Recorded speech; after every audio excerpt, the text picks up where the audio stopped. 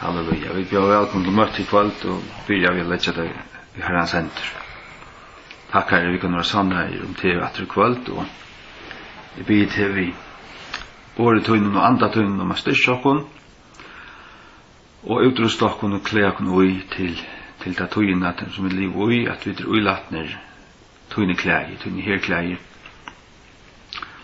og klarer til at standa, og vi ikke lytte akkurat egna visdom, men lytte av tøyt år og tøyne kraft, som skal varve ut okken til endan. Hjelp okkene være visar broar, modjar som klarer å ha olje av lampene og i kannene, og brennande og vekande inntil du kommer, Herre Jesus. Men som det stender her, tar sovna og atlar, men om midnatt tar røp kom og nu kommer han, så bør der viso, der finko oljena, eller finko lampene brenne etter til det eike olje i konnen omframt det som var i lampen som tar var brent opp. Så der finko det brenne etter og kom til færa.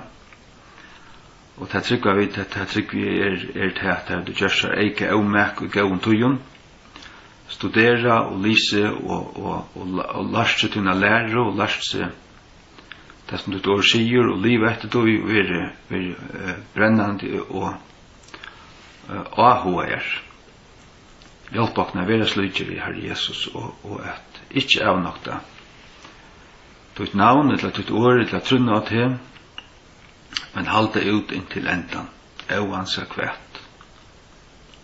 Og som vi kjenner fra søvende at det nek som har li marturdeian og har mist og li for trunna og det gjør det også enn utom heim og det kan så kjøtt komme her til okkara vi klarer til åkvart og vi vil være trygt her inntil deian. Signes av stund her i byd med salva min munn, salva øyrene og tøym som lusta, og styrke okken vi åretøynen, og i andre tøynen. Takk for at du lover her som tvei trøyer saman, savna i tøynen navn her er du, og i okkara mitt. Takk for det, Jesus. Amen. Ja.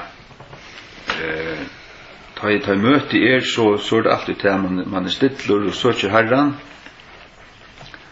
hva skal man ta seg og så hikker man drøk noen ting men så hokser jeg etter at jeg kom til min det her hva er det viktigste i løven til øynene for en tryggvante og det er ikke øynene nøy frelst men øynene som tryggvante at vi en kjøkken hva er varvøyder øyn og hva sier Guds ord om det det til at lusta negv etter talaren, eller det til å lese bøker, eller kanskje det viktigaste å bygge, eller hva er noe det viktigaste? Og man kan øyla kjøtt gløye og i tæøysene som tøyer ned nu, man har telto og færtelefon og sånt, at man fyr innan akra søyer og lust etter begge gavun tingun og òsne aktuelle tingun til man vil være assur hilja vi og til man vi vet at det er hvordan lengt vi er kommet og hvordan nær enden stendet for framan okkon og vi bor i at Jesus atter kommer men Bibelen sier okkon til at Jesus kommer atter så skal Djævsens rydje røyse opp og få vald og djævsens merke og alt det her. Det skal bli penger lest, man skal kjeipe og selge ved en merke i håndene. Og det vil man sjåvande fylgja vi hvordan lengt det er kommet, det vil langt å ta seg om det. Men det er øyla viktig i atlensen her, altså dette sier vi med sjålvan først og fremst, men vi øyne på en annan, at vi ikke missa sambandet vi Herren, som den stilla løtan, vi en åpnare bulbel, og folda av hånden er man byr, Det tror jag kött att man tar sista man ger tar man för sång man tycker att en video. Och så vaknar man åter så var det inte livet man kan ska fortsätta. Och så armar var det som man lite morgonmat och så är man färdig ut horn när man inte kan vara och kanske inte bie. Och tog det att det kommer till mun att det tycker jag heter aktuellt. Så öllum sigvande. Att vi halta tog som det ständer här om som jag också nämnde i bönen om broarmodjaner, ja. Att det var tutjo, 5 var visar och 5 var avvisar. Och det hade alla lampor och det brände sig öllum. Men det var vis så det hade kanner omframt lamporna och olja i här, ja. Det vill säga att olja var i lamporna, annars hade det inte bränt. Men det var vis så det hade eika olja tog att vissa brukar man dra i så var det för att få det bränna åter, ja.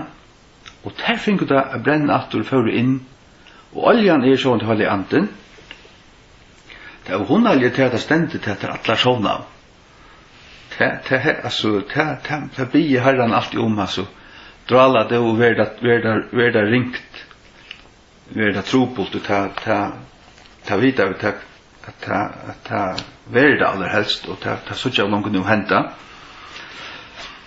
Men Herre Jesus alltså hjälp mig hålla ut och hjälp mig inte att avnokta till ett navn eller att avnokta till närkrant hui. Så att jag försöker nu skriva några ting nyer och också vi kunde täcka till. Nummer 8 som jag skriver nyer till 4 Peter 2:2. 4 Peter 2:2. Ja, det är så i 311. Nya testamentet. Ja.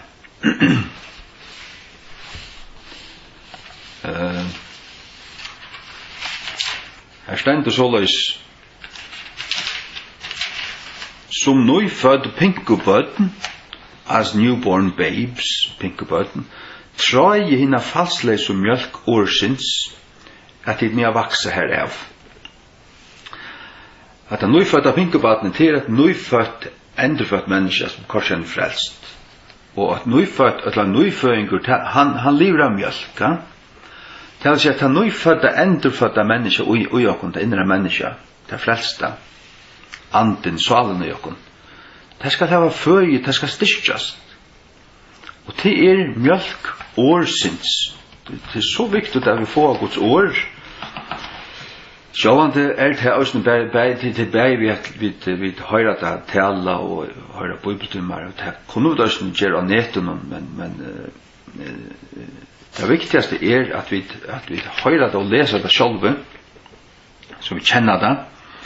Og Jesus sier også vi djevelen til han ble frostet av øymørsen med vår liv ikke av brei øyna men av hverjun året som utgånger ur Guds munn.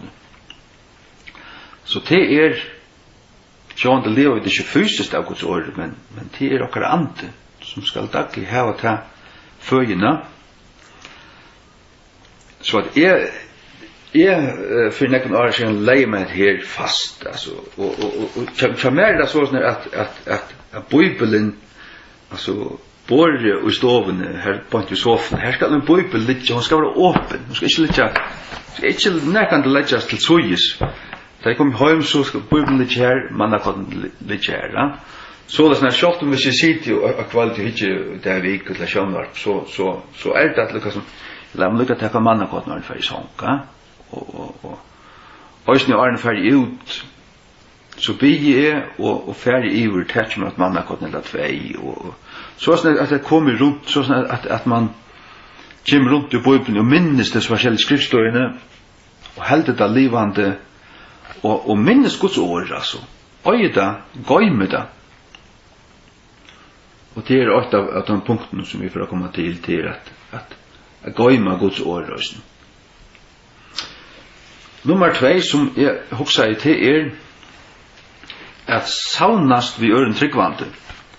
Det Hebreerbrev 12:25. Hebreerbrev 12:25 og det knyter han til enda tøyna, ta Jesu atterkomma narskast, at ta skulle vi ikke ivergjeva savningsne av okkur sjálfum saman til å sy 300. Hebreerbrev 12:25. Ikke ivergjevande savningsne av okkur sjálfum saman, og så hottarlegi tja summun men formenande hver annan, og tess mykje møyra, som til suttja dagen narskande. Dagen til Jesu atterkomma. Nu suttja vi Jesu dagen narskast. Og at her vi formena på en annan, til at amena på en annan, formena til sånt er formane og danskene, formena til at amena, men ikke ivergjeva savningen av personen saman. Og det er ikke endelig å gjennom sjøvnsyslen, men det er at hittas vi øren tryggvante, 2 eller 3, eller fløyre, altså til alt det annet på hvordan livet så er, hver man gonger og så er. Men at det er brødaleie, og som vi også prøver å sutja til læran, til samfunnet, til breibrøtingen, og bønene som det første tryggvante savnast om. Hvis vi nu færer til Gjerninger av Apostlene 2. Gjerninger av Apostlene 2 om fromkirkene. Og til vers 25 også her. Nei, ikke 25, men hva er det? Jeg skriver 25, men det er det ikke, det er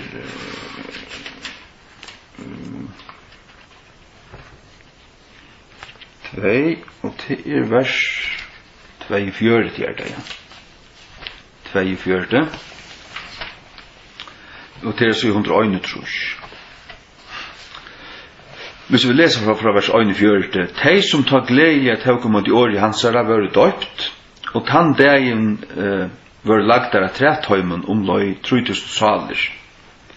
Og tei hildu afram, støvufastlige, og i apostlene Guds lære, og samfellet, og i breibrøting, og i bønnen. Så tei samlast der, og han sjåan til Arne Nye Testamentet skriva, men tei har kanskje haft evangelien og onkur ting, og stått søytene som kommer Paulus til, og han begynner å skrive brøvene, det kommer, men det hadde så gamle testamentet. Men det hadde apostlene Guds lære, og Guds lære apostlene til tar lærte om Jesu liv, hans deia, hans opprørst, hans offer og Golgata krosset, evangeliet, ja? Og at tar lærte okkon om heilige levna, hvordan man nu lever som tryggvante, og så videre. Og apostlene var så her i Jerusalem, og de møttes vid Tøymon, og tar lærte deg, og samfellet, det vil si at de hadde et komme sammen, ja? Og til det kommer sammen, så brodet de breie, så som Jesus sier det skulle gjøre, og det til minnes om hans offer, og drukk oss av ikke kallelsen, men bikaren, vøyne, som til å minnes hans blod. Og det gjør det daglige, og bønner. Det var så at det kom sammen, så var det læren, samfunnet, herrens spår, og bønner. Støv fastlige. Ja. Halleluja. Og hvis vi leser også så vers 46 her bønt, og tei haldande avfram dagliane vi øynun samlige om i tempelen og brautande brei fra huset til hus. Det vil si at her i Jerusalem her har vært 3000 saler ble frelst. Det vil si her har vært nekv hus vært her tryggvande folk har bo, og det var møtst i øynen hus i øyne der, og en øren hus i en annan der, og til det kom sammen så har de dolt trunna, og breibrøting, og bygge sammen. Og det minnes det at jeg ble frelst i 1946 i Ronavik, det har vært vekking bare i Rydvik og Tofton og Glivron, trus ungdomar blir frelst. Og jeg bodde til Kjama sammen noen, og kvann det kom fullt av ungdom inn her, og så sa du der og pratet og drukket kaffe og såret, så sier Anker, skulle ikke færomstand at jeg var en bønnerstund. Så rundet vi den opp av kameren som eller Ankerstene her som vi kunne sitte, og her var en bønnerstund. Akkurat som at det var en trångt her, altså. Og så tog man ganske mannakåten og sånt, ja. Det er løyve. Som tryggvante, og at man bare styrker seg sjølvan, og anminner andre at halda seg til Herren, og at det og styrker andre. Så det brei brautingen sjølv, og det 4 Korint 11, 24-25. 4 Korint 11, 24-25. Her Paulus minner av det som Jesus sier ved søste kvöldmåltøyene, som stender også i Matteus 26. Og så 234 i Nye Testamentet, eller fra 23, jeg finner fra Herren og det som også er handa i tikkun, at Herren Jesus tar som nått, og hver han var sviken, tog brei, og tog han var tøtjer, breit han til og sier, tætje, ete. Hette lika mot som er bråte for tikkun, hetta gjeri og i endurminning meg. Og i endurminning, til å minnast. Så, ja, og så var det, stendur, etter henne samme hotellet i Østene tok han bygare. Tog han i et notteran, sier han det, hetta bygare et Nutja testament i blauumøynen. Hetta gjeri tid så ofta som tid ta drekka, og i endurminning meg. Og så det blivet til sånn at de som faktisk kyrkjen og øren, traditionella kyrkan man ger det till ett ritual och en ceremoni, men här säger han detta skulle vi göra så ofta som vi tar dräcka. Det alltså är det ett kristet husarhalt ganska kvar nottra att husfejren sker en bita och bryter den och häver ett glas av ribbennasaft och så bryter han brej och ger hinnon och nu minnas vi Jesu offer han dog för oss. Og jeg vet om kristna familjer i Färjön at jeg vil vite det en vanlig enn det, og til sier ikke etter noe som vi har kommet. Og så brød det breie og have Herrens bor som part av måltøyene. Og det er det som Bibelen lærer. Det femte det bøner. Hvis vi titter begge først etter til private bønene. Matteus 26, 41. Matteus 26, 41. Nu hittar jag efter vad Bibeln lärer om det personliga troar livet. Och det är viktigt att hålla till vi lojka att det är livande och jakon. Matteus 26, 41. Jesus säger vi såna lärsvänner, värtje och bie at det innfæri ikke inn i frosting, anden vuster viljor, men kjøtt gir våkt. Hette av at hans frostingar tog med stå bant for framman, og tar var her vi noen, tar skiltes hva for det hente, men han visste, og han sier det, og Jesu nått og alt det vi tar, og han sier, nu færre han ned til Jerusalem, og her skal mennesker være tidsen, og svitjen og sintiga man hentur, han skal være dripen, og 3 dager skal han rysa opp. Han sier det trutja for meg der før ned til Jerusalem.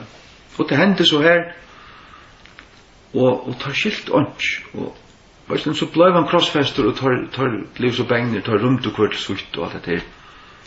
Men så gikk tvær av vei til Emmaus, og her kom han vitt av noen, og han lett skriften her opp for dem, og sier, åtte ikke mennesksonen at loja alt dette og ferd til dårdsynene og alt det der. Og han lette opp skriftene for dem, begynner fra Moses og for alle profetene og vursde dem, dette åtte henta. Og så det her krekka oss innenfor lastardyr, men knapplig så stod han her. Kom til lastardyr og tar hilse så gjør spørselse. Men han sier, her var det nekka etan til og tar gavn og petja stokken fiske, og hun er skøkko, og han åt. Och Thomas vill inte trycka, han säger Thomas kom här, stäng fingren in i händerna och sucha att en ante hever inte håll och bøyn, säger han. Håll och bøyn. Vanliga säger vi håll och blå. Men han säger håll och bøyn. För att han är offrat sitt blå i himlen som ett offer för åkra synd. Men han säger uppristna likan han säger järska likan som God gav liv till och röst upp att. Så det här likan så akon som ska rösa upp. Det här blir detta järska likan. Men som tar blir endurskapt och dårdar görst och inte helt jag liv i åkra blåa men helt jag liv i Guds dård. Det Guds dård är det som röser oss upp och Guds kraft, Guds dård, Hellig anden är det som tar helter dårdar lika med. Vi ser att dårdar lika med att det ständer 4:15 att vi så i vojklöka att det ryser upp och i dård. Och så tar han nästan om att stjärnorna ber av från stjärnorna och i dård. Han tar sig om upprösterna och sol öjne ljöv med månans, öjne ljöv med solaren där. Och ja, tog ta samman om dårdar lika med och tar vi dröjs upp, tar skulle vi vara alltså Jesus, soner Guds, han är östne människosoneren, tog att God fäger hans fäger, Maria hans mor. Så God blev verkliga till människa. Alltså God soneren kom och hållte, fötter som en av okkon, Jack under, Jack, till alltid människan var fattlen, till måtte han gerast som en av okkon, och egentligen bliva, alltså identifiera sig vid okkon. För att vinna, så måtte han föra som en av okkon, och vi kommer till förstingarna här och vara synda, alltså präkvast syndafri, vi inte är fattla.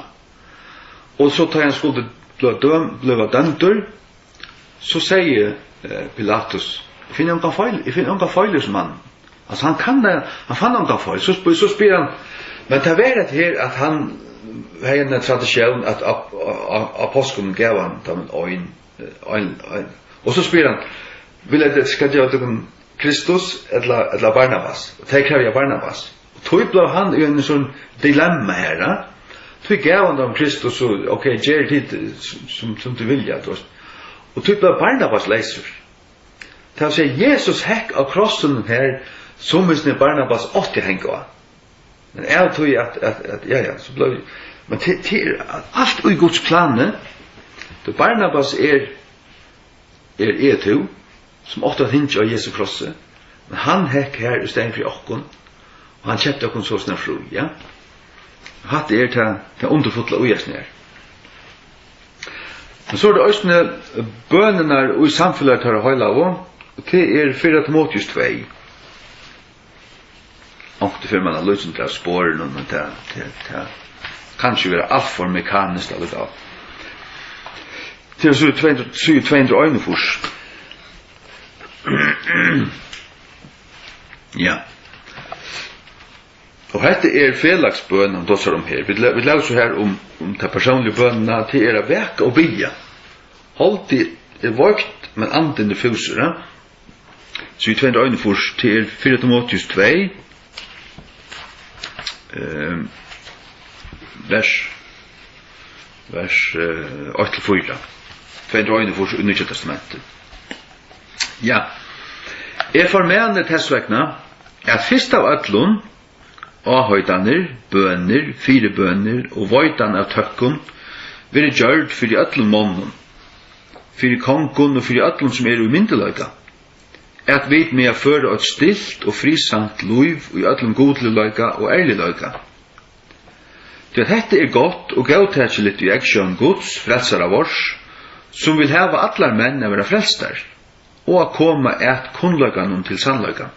Så dette her er nekka til en gau avmenning til okkur öll vitt liv under, som du ofta kunne konstatera at vi sutja korrupsjon og hakstu raukun bei på ein og annan hatt.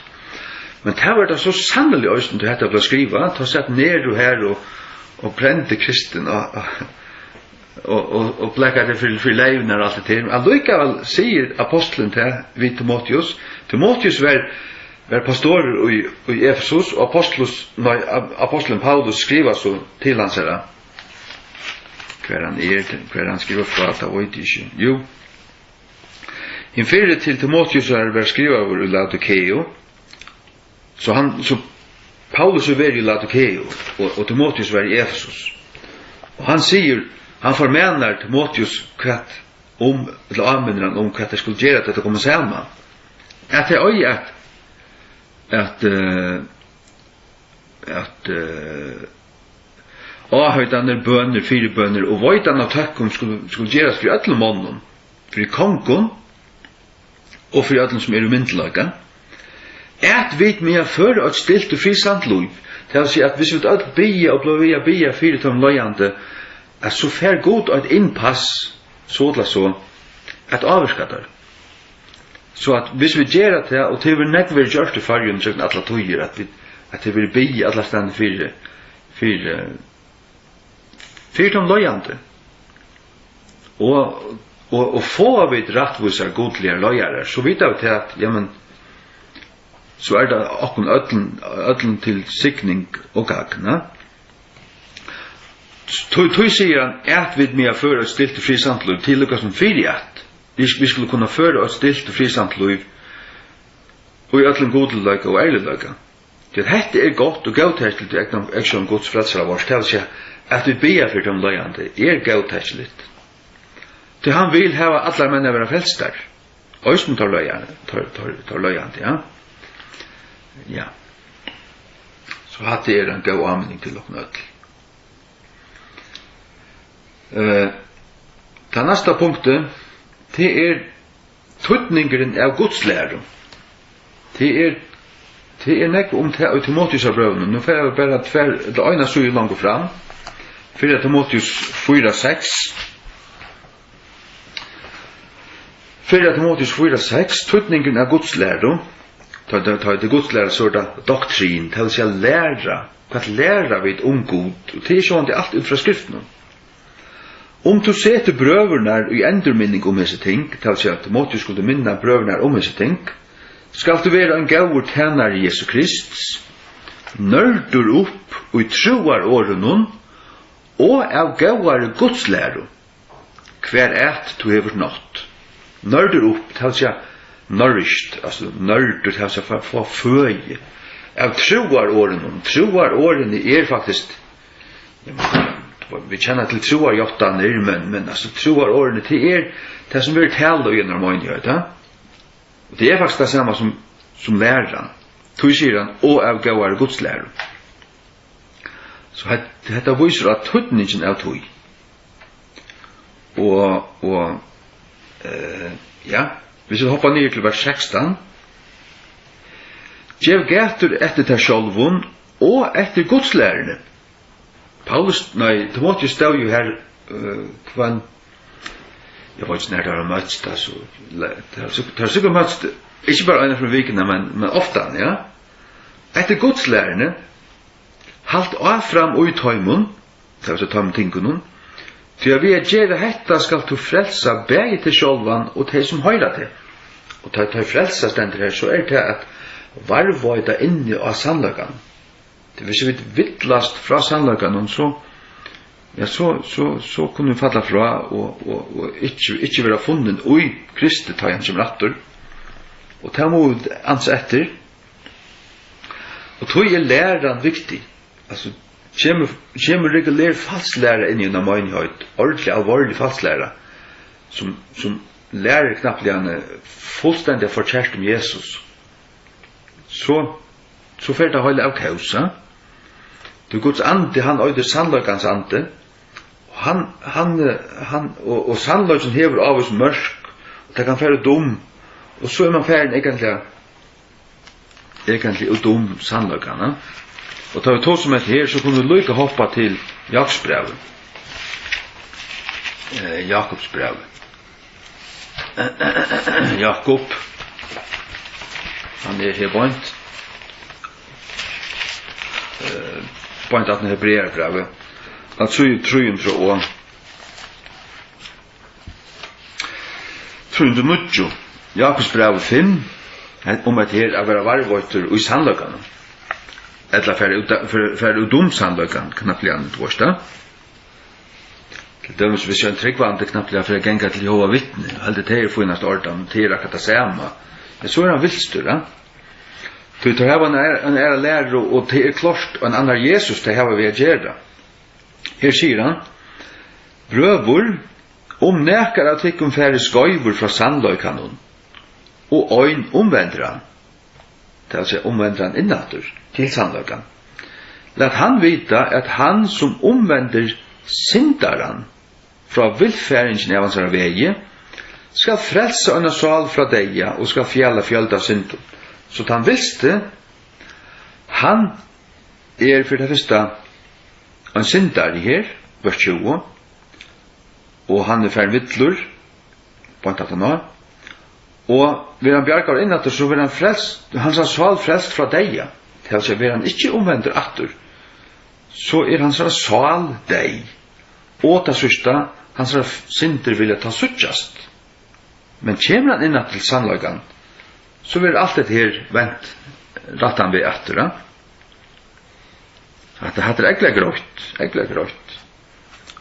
Og i hans synder støv her, så suttjast hans synder, men kommer han innatter til sannlagan, så syndene atter fjaltar.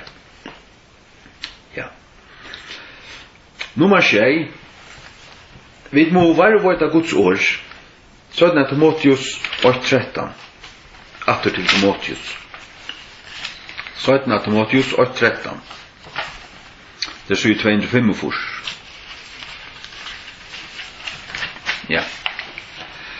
Sånn at Timotheus 8:13. Halt fast til snige av heilnommen åren.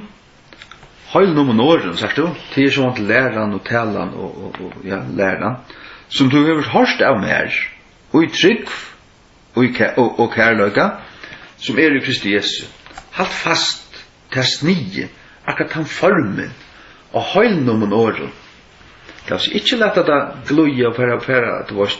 Det som du har lært, og det som du har sannført om, det som anden har lært, og det som eldre tryggvande har lært, halt det til det vårt. Ikke byrja at hikk og løyde etter alternativen, og ikke byrja at blå slappur, og det er interessant, la meg hitjen i hatt, det er så blod du forvirrar. Og i stedet for det blir lagt at du er sikker ned, Jesus, og så stender du her. Til det aller beste.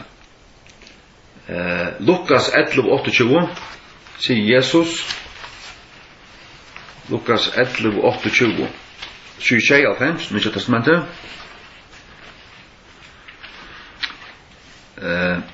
Han sier her vi en kvinne, hon sier, velsigne til maulesen til bær og til brøsten til såje, så sier han, vers 28, men han sier, ja heldur, velsigne teg som høyra Guds år, og varvøyda til. Og stedet lærte han om at for menn bygde hus, og en bygde sitt hus av kletten, og en annen av sanden. Og så kom stormene, og det som bygde sanden til fell, men det som bygde kletten, det stod. Og kletten Kristus, men det for okkara vidkommande, det at halda hans år, halda okken til, og minnast og gøyma, og ikke bare til, men også være gjerar av du. Og vi vil alltid oppleva til at vi burde være bedre, burde være kommet langt og alt det her. Men omgang det gjeva opp, og omgang det gløyme seg bøk, du varst, og bare for å gjøre andre ting, du varst, og halda til lykka godt. Du kan gjøre andre ting øysene, til alt det som vi nevnte, og finnes vi, og her, og øysene kristna kanaler og alt det. Men det lukka som frytjer og i triv, det kan som du varst, og det kan øysene hjelpa til at man verken og asjur.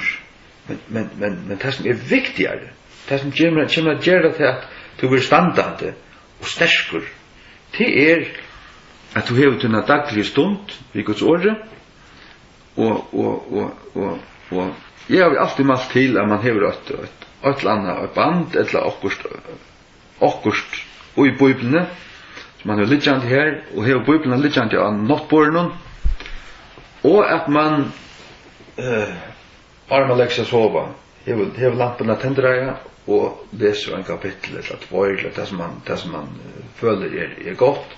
Og en kapittel man kan lese, sommer av kapitlen som Lukas er 22 vers og sånt. Tar kan man både helt til akkurat det. Men annars 20-30 vers, det kan man godt lese, altså, og på 20 minutter akkurat det. Og så armer vi det, hikk når kommer til Nytt Testamentet. Og så ferdig atter til Nytt Testamentet. Og så nå i frelster også, at så man lyser Nytt Testamentet, tror jeg for sjakken, ja, man kan lyse salmaner, nå får jeg takke salmaner. Og så ganske Jesaja, eller omkring, la meg takke nå Daniel, eller ta lutle profetene som kom 18 av Daniel, ta lutle profetene der. Og så kanskje vi tryggvande 3 år eller et annet, så sier man, hva skvatt, nå tar ikke alt gamle testamentet i jøkken. Og ja. Halleluja. Så jeg har 16 punkt, men det er ikke noe av det etter kveld, men la dere tenke 8-30, hvordan skudja falslærdom. Efesos 4:14. Han skal være døyla til bare 2, så det pjørs å være sånn. Rikus mykje. Det pjørs ikke å være alt, og det vi da kanskje haft her 4, at det ikke helt er nekk for først. Efesos brev 4:14. Ja. Det er godt å lese til dømes fra vers 11 til så i 22, fra vers 11 22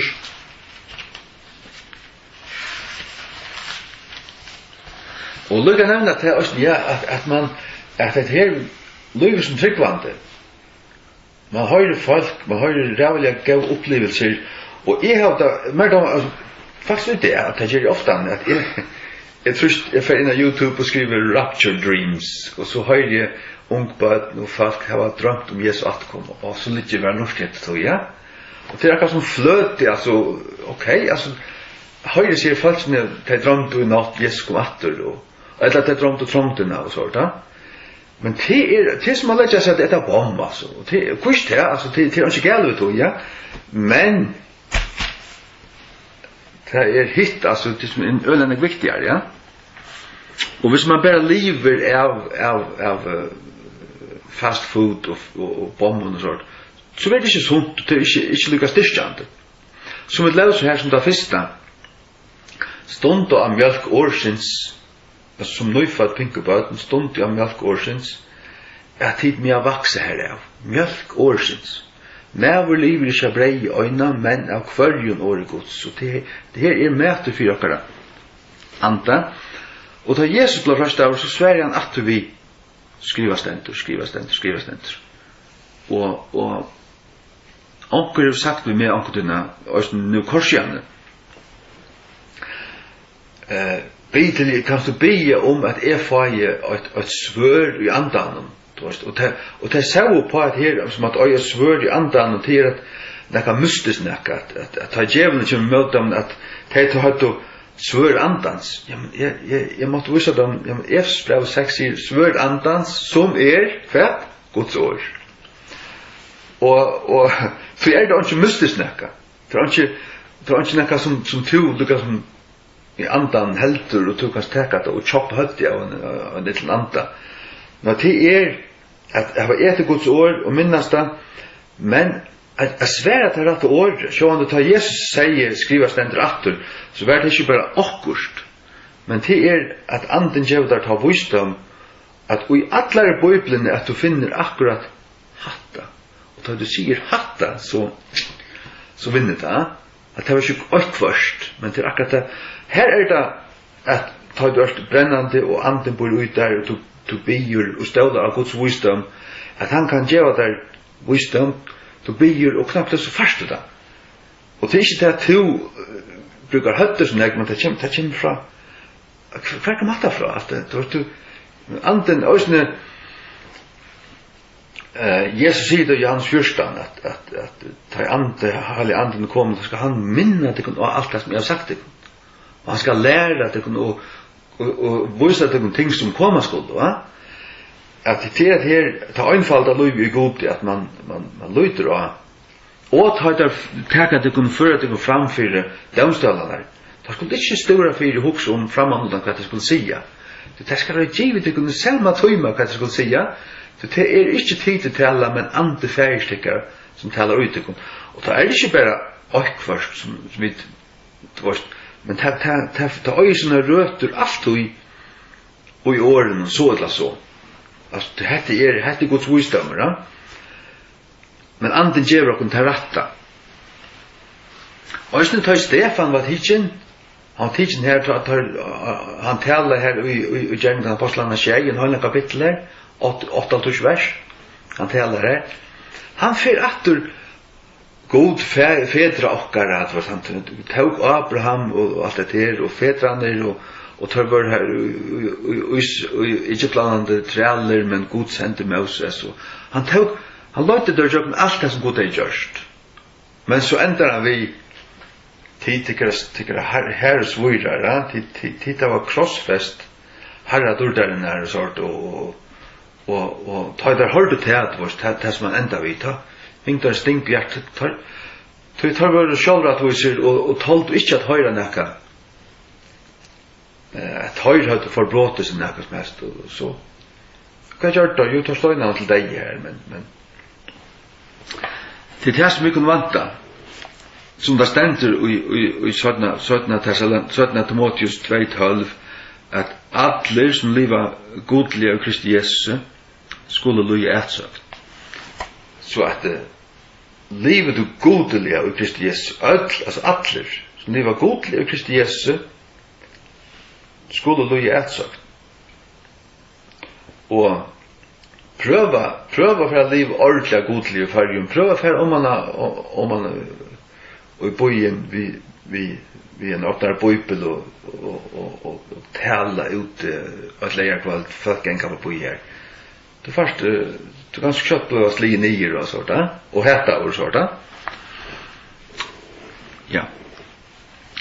Tøy det så at alt som man gjør at man skal ikke færa ikke finne på det selv men det som du gjerst du søker god og så sier han så føler du tar til først at du uilaten sterskor du ikke manna det opp men sjån det du fyrrøkker det men du fyrrøkking ja du fyrrøkker det kvann det er ikke sånn at du får ta fyrrøkker det ekstra nek akkur som en utretta med over hvis han ikke vil trena kvann det og Arnon ta i kappen så kommer da. Hvis han skal tenke seg sammen trutjaviker og Arnon, så han ikke nøfimmer. Han må byrja og gauar til ta i byrja, eller helt Arnon, eller øyene rekvemaskinen heima, ta øyene ekver, ta rekva alt Arnon, for jeg halda seg asjura. Og så er det også i okkon, vi tar en møtstormann, djevelen, og vi skulle være uilaten, det stender i Efesos 6, om at herklægene. Men fram alt, det kan det troar sjøldring hver vite skulle være før vi. Og det er ikke kjolm frelsen her, og svør andan som Guds år. Efesos 6, 16. Kjolm frelsen her. Hvordan man uilaten kjolm frelsen her? Det altså, herklæger Guds ikke alltid nekka mystisk altså. Det til at vita hva du øyer til dømes kjolm frelsunar til å vita at min frelse Jesu versk og jeg har ikke møtt henne og jeg erstattet ikke ved noen øren til å omgå mitt versk til det som han har gjort og jeg kvøylig tog så det uilaten kjolm frelsene.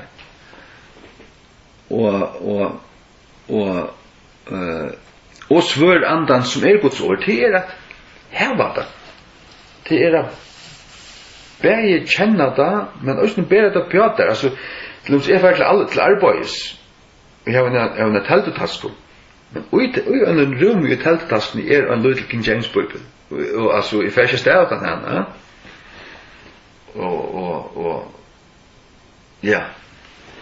Tror jag att knulläser är lulle som är, så man var vara klar att choppa hötten alltså vi som svörde om så ska vara och man stand här purast av värjeläser och man tar ska inte finna det fram och kunna citera det för att det ska dräpa futjundan.